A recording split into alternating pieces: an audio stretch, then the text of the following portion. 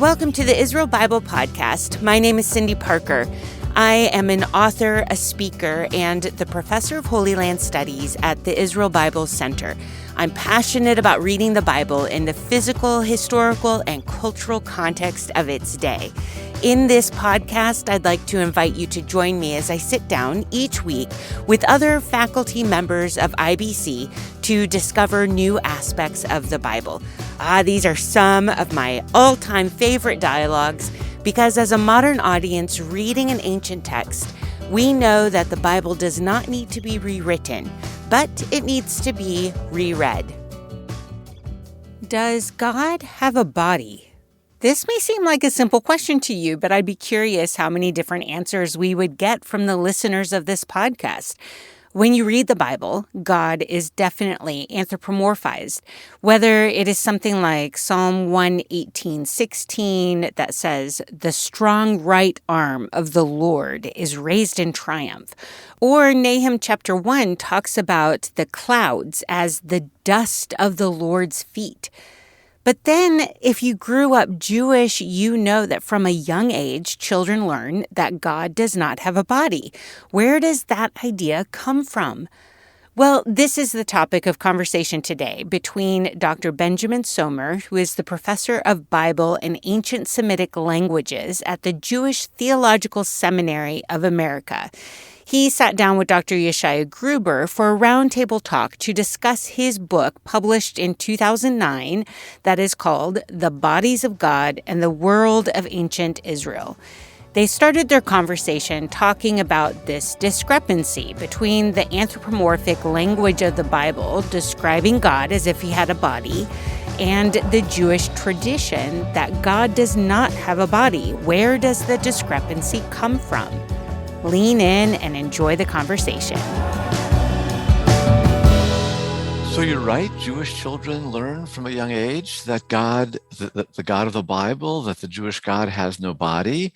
You're right that we say in shul every Saturday morning, "Ein lo demut haguf ve'eino guf." He doesn't have a body and he is not a body when we sing Yigdal, which summarizes Maimonides' 13 principles.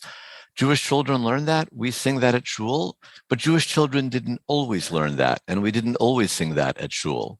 In the time of the Talmud, for example, they had the rabbinic movement had liturgy. They had services that are structured just the way that our services are structured now, but there was no Yigdal. Yigdal hadn't been written yet, and Maimonides hadn't been born yet.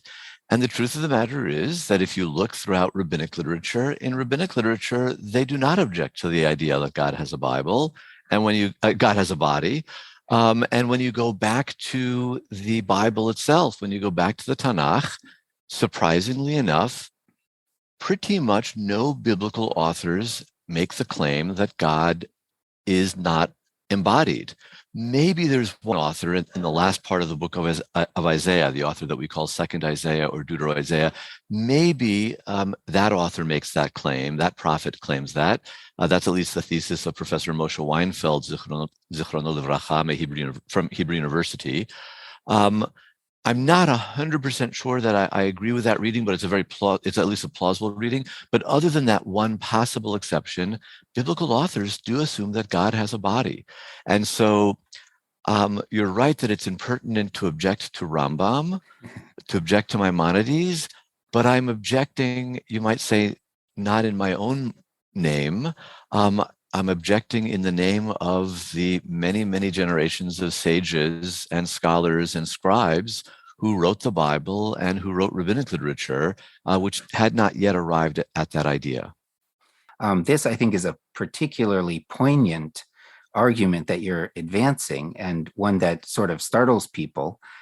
In your book, you mentioned that there has been a kind of scholarly avoidance of what we might call a pretty glaring issue. If you're right that there's maybe one possible exception in all of the Tanakh to the idea that God has a body. So what has led to this sort of tendency to minimize or ignore what you call the body issue?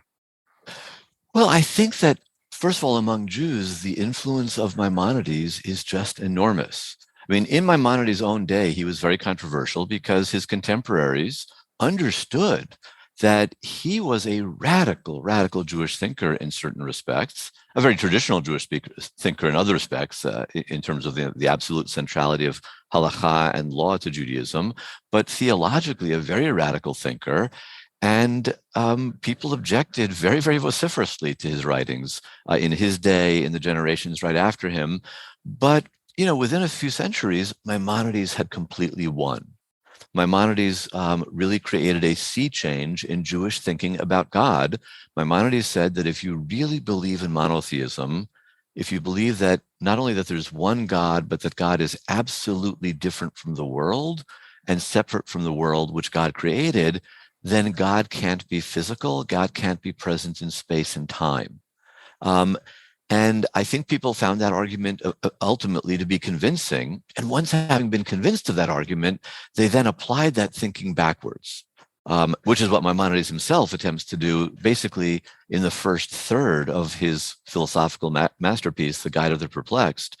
The first third of the guide is spent trying to convince the audience, the readers, that all those passages in the Bible and also in rabbinic literature that seem to imply or just state or assume that God has a body, you have to read them differently. Now, the fact that he has to spend a third of the guide making that argument shows, what a new idea this was, what a radical idea it was. But on the other hand, he made it successfully and he convinced people. And so I think Jewish scholars just were unable to see the body of God in scripture because they'd been taught from a young age that it wasn't there. And if you're taught that something isn't there to be seen, even if it's very obvious, it's really hard to see it. And I think something similar happens among the Christian scholars. Some of the thinkers involved are a different set of thinkers, and some of them go back further. The idea of that God doesn't have a body, or at least originally didn't have a body, goes back much further in Christianity. It enters into Judaism later than it enters into Christianity. But there too, there is this idea that the God of the Hebrew Bible, of Hebrew scriptures, is not embodied, and it's just such a widespread idea that people can't see what's right in front of them. And actually, and I'm sure that hundreds of years from now, somebody will say that about us. Sure, this is a human. Missing something. Yes, we're missing something obvious too. Everyone has blind spots. I'm sure that I've got the same sort of blind spots. It's just a human tendency. There are many ways to try to understand what the ancient writers of Scripture meant when they used the words they used, along with what early interpreters of those scriptures meant when they studied the words. As a context person myself, it makes me very happy when Dr. Gruber and Dr. Sommer anchor their conversation in the world of the ancient Near East. Starting with context always helps us understand the reference points for people as they grapple with language used to talk about the divine. So, where do we go to gain understanding of how the Israelites used such language? Sure. I say that the door into understanding the thought world of the ancient Israelites, of the biblical authors, the door is especially located in Mesopotamia.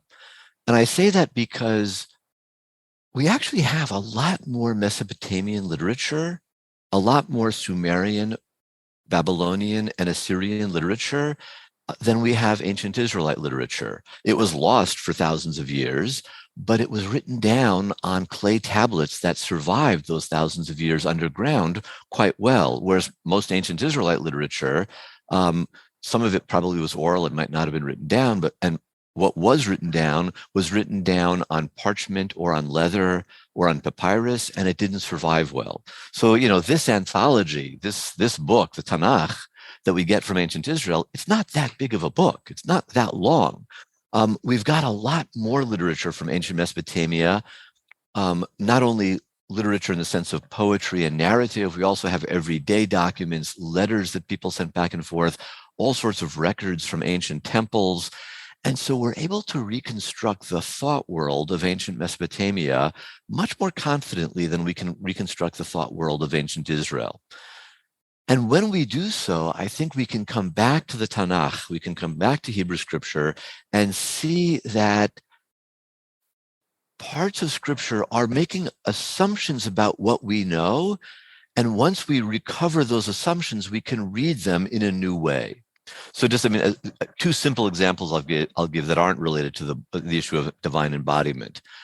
Genesis chapter 1, it's a beautiful passage, very stately prose, almost a poetic prose, describing majestically how an all-powerful and benign being created a world so that that world would be good.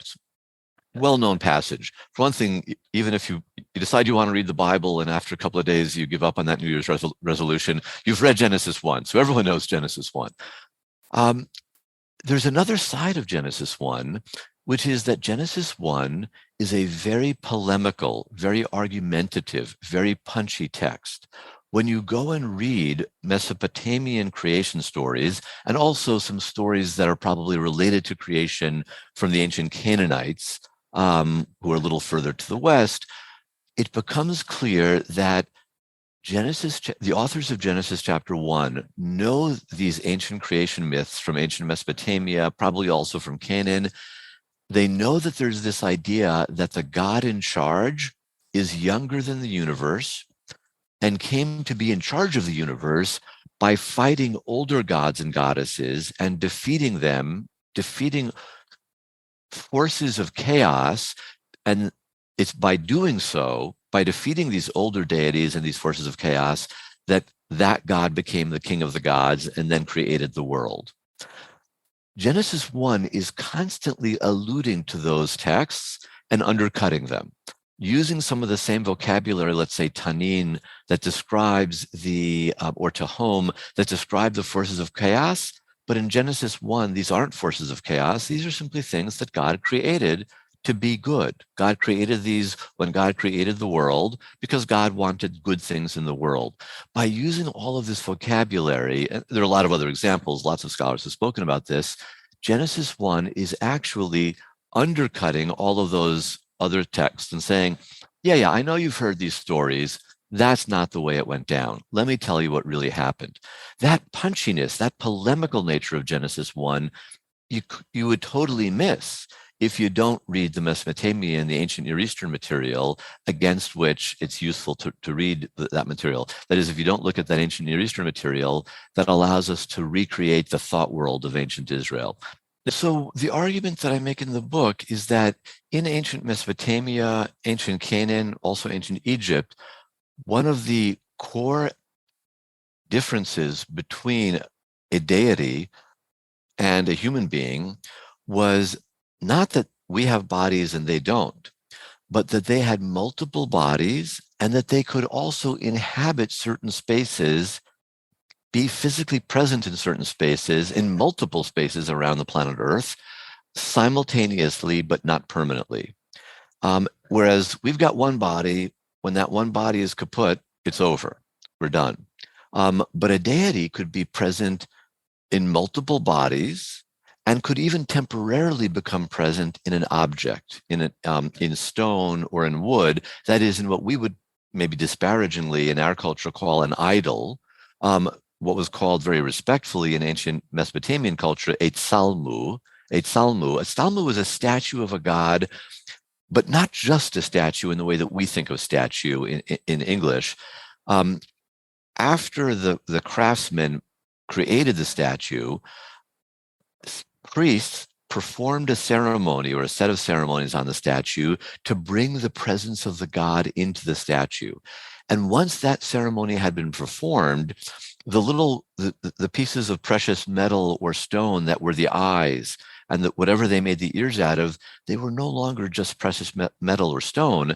They could actually see. The ears could actually hear. The nose could actually smell. This is stated quite explicitly in some of the texts that describe the ceremony to bring the presence of the god into the Tsalmu. It's very, very clear that the authors of Psalm 115 or 16, I'm forgetting the number there, and that Jeremiah and Isaiah were familiar with those texts because they're mocking those texts. But according to these texts, the ears of the god, they became real ears. I'm sorry, the ears of the statue became real ears. The eyes became real eyes. And that statue was actually a body of the god. But it wasn't the only body of the God. The God was still up in heaven. Furthermore, there could be multiple statues of the same God in multiple temples, a few miles away or 50 miles away elsewhere in Mesopotamia. So it turns out that a deity had more than one body. Um, and that gave the deity a fluidity and a flexibility that we mortal beings don't have. I think for the ancients, it was very hard to imagine that something existed without it being a physical thing. And so they weren't imagining deities, real deities, as being real but non-physical. I think that was just outside their thought capacity. I think in Greece, there were people who came up with that idea, but in the ancient Near East, they really didn't have that idea yet. And so to answer the question, well, in that case, what makes them so different from us? One answer in Mesopotamia might be, well, actually, they weren't that different from us in many respects, emotionally, and um, they were quite similar to humans, but they were different from us in that they had multiple bodies and they had this fluidity of identity that we don't have. This is a really interesting way to get into the thought process of ancient people, and perhaps this is the key to understanding some peculiar wording in the biblical text. Let's stay with Genesis for a moment, but fast forward to when Jacob is running from his brother Esau. He is traveling north along the spine of the hill country and stops at a place to sleep for the night. He has a dream and sees angels ascending and descending from the heavenly realm. So how does Dr. Sommer take the context of Mesopotamia and use it to help us understand this Jacob narrative in a new way? So I talked about how in Mesopotamia, in the language of the Babylonians and Assyrians, which is known as Akkadian, the language Akkadian, the name for the divine statue that came alive, that the presence of the God was literally located in, the name of that statue in Akkadian was Salmu. But among the Canaanites and their neighbors, the Arameans, the name for the similar sort of slab of stone that they believe a deity came to inhabit, the name of that was a Beit El. Beit El literally means the house of the God, and they called it that because it came to house the God. When one looks at the story of Jacob at Beit El, at Bethel, as it's usually transliterated in English, I think it becomes clear that the author of that story is using the word Beit El in the same way that their Canaanite and Aramean neighbors were using the word Beit El. If you recall, what happens is Jacob pours oil. When Jacob wakes up in the morning after his dream, where he sees, the stairway to heaven or the ziggurat that leads to heaven, he realizes that this is a place touched by God, and he wants to not just commemorate it, I think he wants to make sure that that connection to God would endure so that his descendants one day would be able to come to this place and experience the real presence of God the way that he had just experienced the real presence of God. So what he does is he takes one of the stones, sort of stands it up so it's kind of vertical, and then he pours oil onto it. And it's useful to remember that to pour oil on an object or a person in ancient Semitic ritual is to change its status. I think what Jacob is doing here is he's changing the status of this object ritually. He's bringing the presence of God into it. In other words, over in Mesopotamia, there were these very elaborate ceremonies to bring the presence of the God into the Tsalmu. I think that there was a simpler ceremony, probably among people further to the west who spoke Canaanite languages, where by pouring oil, by being mosheach, or wine on an object, you could change its status. This is the ritual through which Jacob is bringing God into this rock. And now the rock is actually a house of God. At some level, God is present in that standing stone. And that's why he immediately calls it a Beit El. He also calls it a Matseva in the same verse. This is over in Genesis, I think in Genesis, chapter 28.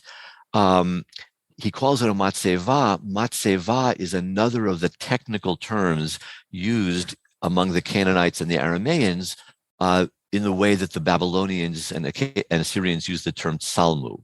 So I think that the authors of that story are portraying Jacob as having this sort of theology. He thought that the God he worshipped, the God who created the world and who chose Abraham, Isaac, and then himself, that God could come to inhabit a stone or multiple places, multiple temples at the same time, while still remaining in heaven. In other words, he was imagining the Israelite God as being fluid the way that the gods of the Mesopotamians and Canaanites were. The difference is that the people writing the story, I think, really were monotheists.